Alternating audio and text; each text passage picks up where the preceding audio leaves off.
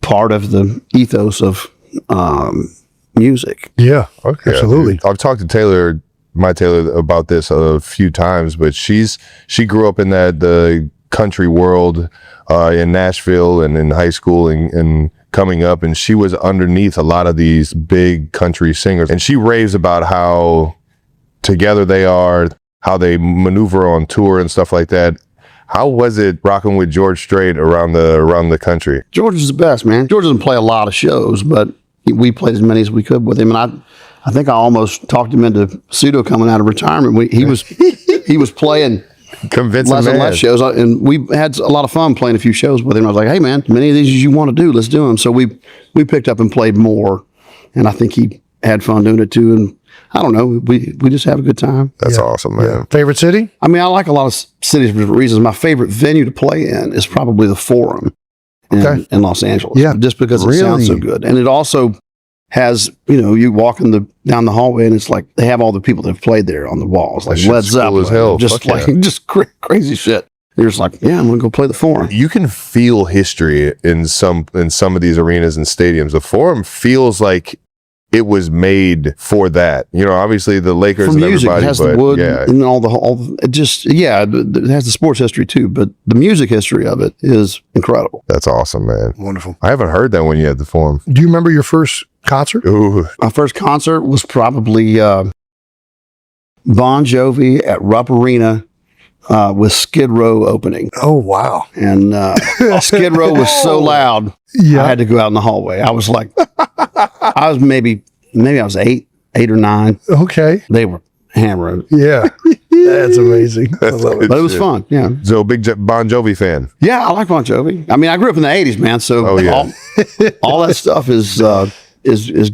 I had that. So growing up, Bon Jovi, you were in the rock world, the country world, all the above. Yeah, I mean, I grew up in a rural part of the country too. So, we have, my dad listened to all the outlaw music, like Waylon and Willie, Merle Haggard and all those guys, but also, old R&B and stuff like that. So nice. I had it from all directions. And I don't, if it's good, it's good. There's two kinds of music, good and bad. That's it. So we always talk about this in sports, actually. Like, to be a great athlete, it's best to play a bunch of different sports and before you narrow down into one sport.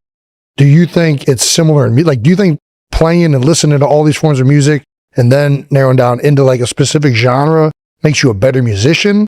Or do you think it's best to stay in like one thing? I have to share this just because it popped in my head as you were saying that. Okay. When I was a kid, I went to Rick Pitino basketball camp. Let's go. Louisville action. Hell yeah. And Rick Pitino, he spoke to us before we had the camp. I'm sure you guys went through camps. Yeah. Oh, you know how it goes. Yeah. And he's like, now, in order to be a good basketball player, you have to play 3 sports: 1-on-1 basketball, 3-on-3 basketball, and 5-on-5 basketball.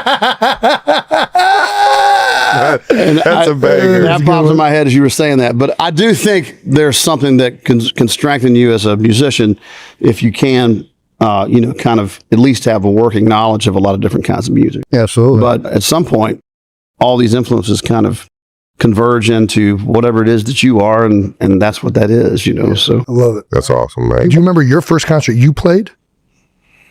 I don't. No. I don't. Probably in church. Or that's not a concert. Like I used to sing in church. Yeah, no, I don't. Yeah. A couple times in high school, I owned a PA, so we'd randomly get hired by somebody that needed a PA to open for them sometimes. Okay. Hell yeah. In high school, like it's hard to get people to take things seriously and like try to work as a band. And then you think you're going to go to college for a minute like me, and then you do that, and that doesn't work out for you. And you're like, well, what am I going to do? And so you get random jobs driving trucks or delivering pizzas or whatever it is, and then until you find out what it is that you do. Yeah. So now I gotta ask you, got me going down a rabbit hole, dude. You were a pizza driver? I was not that high up on the totem pole. Still though. I was the guy. Have you ever been in a parking lot? I don't know if they did that. This is where you guys were from, but and you go into a store or something, you come back and there are coupons on your windshield. Oh yeah. Yeah, I was the guy that put the coupons on the windshield. Yeah. Nice, man.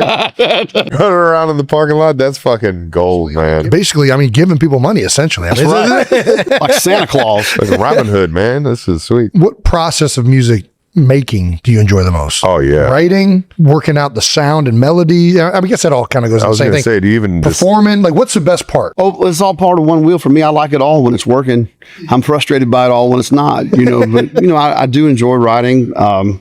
But I don't do a lot of that anymore. I do enjoy going in the studio, and the studio is probably my favorite part. Nice. Really. Although I don't have any plans to go do much of that these days really either, but they all feed into each other, and it's not really a separate thing. Right. And you have to do all of them in order to, once again, be whatever it is that you are. Hell yeah. I just have to say this. The tiny desk of you and your wife was one of the most magical, tiny desks that I've seen. That's the closest thing I get during the season to seeing live music is doing just surfing on the web and watching everything like that. Like when you're in an intimate setting like that, does it change how you're performing? Or is it just kind of take you back to just, I don't know, what I would assume is the beginning stages of you and a guitar and just making. Well, we try to maintain that even, as we play larger venues. We still set up the same. Oh yeah. On a big stage that we would set up in a club, or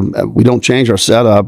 I'm kind of tethered to a chord. I don't do a lot of moving around or anything. That's not my deal. It doesn't change my mentality. We're still just playing songs. But somehow it feels like a little more pressure sometimes to play very intimate things more than a massive things, because you can see the reactions of the 5 people in the room, or there's a little more pressure there in an odd way. Hell yeah. Yeah, absolutely. I know you say you're not doing much songwriting anymore, but how many songs do you venture you've probably written? Oh, can't thousands. even count it. Yeah, More than 1,000 for sure. Yeah. That is incredible. What is the process for you is it always the same? No. It strikes in different ways? Well, I grew up as a salary songwriter.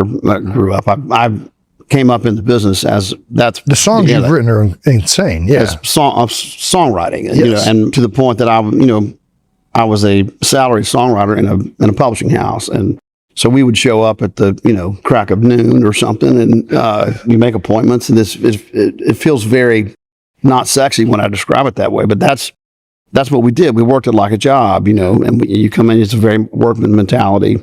And early on, I would do that 3 or 4 times a day. I would have different appointments with people, and I would come out with songs and crank, trying to figure out how to do it and how to be good at it.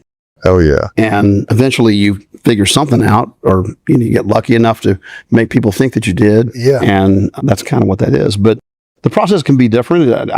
For me, if I'm sitting by myself, I'll probably just have a guitar and hum and strum. Does the melody come first and then the lyrics? For me, a lot. If I'm by myself, that would, or something. I've dreamt choruses before, or That's wake up cool, with I'm writing a song right now, not necessarily, but I would be if you said something, or you said something, or something, something struck me, a light on the wall, that would, start the wheels turning. Hell yeah. So you can't avoid it if you are a songwriter a little bit. You're always writing a song. Yeah. Even if you're not. Materials all Writing a around song. you, yeah. Yeah. That's cool as hell. I wish I had the fucking brains to be able to just put words to music like that. It's insane stuff, man. It is. I can't even write a full sentence out. Finish this and you won't be able to do it. All right. Does every country west Something unexpected just happened on the New Heights podcast, and fans are convinced this might be one of the most genuine moments we've ever seen from Travis Kelce. It all started like a normal episode, a deep dive into music, stories from the road, and reflections on legendary artists like George Strait. But behind the scenes, something very different was unfolding, something Travis didn't see coming. As the conversation shifted toward music influences, one name quietly entered the discussion: Taylor Swift. Travis casually mentioned how she shared stories about growing up in Nashville, surrounded by country legends. It seemed like a simple, passing reference, but fans quickly noticed a change. His tone softened, his energy shifted, and then, that unmistakable moment. Travis Kelce, known for his confidence and charisma, suddenly appeared caught off guard, blushing, smiling, and struggling to keep his composure. It wasn't loud, it wasn't dramatic, but that's exactly why fans are calling it real. Sources close to the situation suggest this wasn't just coincidence.